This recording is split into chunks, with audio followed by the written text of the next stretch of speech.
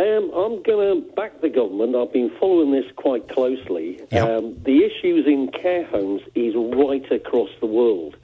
I mean, I had a mother in a care home. I know exactly how they operate for 9 years. And when I wrote something for my blog 2 months ago predicting exactly what has happened.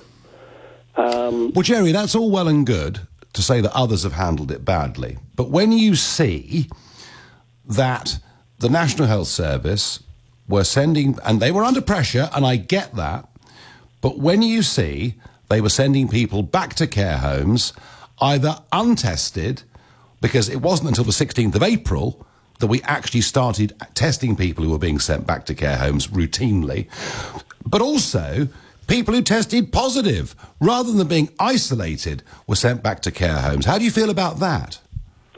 Well, there's two elements there. Is one, discharges from the green zone should have been COVID-free anyway, and those discharged from the red zone, which would have been COVID, or people who have had it, by the time they are symptom-free, should not be infectious.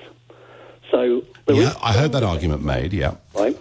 So the other factor is that the way care homes work, I looked at all the measures that would prevent this virus, and between the function of the virus with people who are infectious but don't present any symptoms, which means that care workers can catch it one day, be transmitting it for 4, 5, 6, 7, up to 14 days before you know. And the number of tests we had, even if we'd had 100,000 tests at day one, Nigel, between the NHS, care workers, patients in care homes, patients in hospitals, I estimated there was 2.5 million. And the only way out of this is not to test them all once, because that really doesn't do anything. You've got to keep testing. You've got to test them multiple times. Well, I get that. No, I get that, Jerry. But, I mean, the government's advice, Jerry, and this was what Keir Starmer focused on last week, the government's advice and belief in late February is that there was not a great risk of infection in care homes.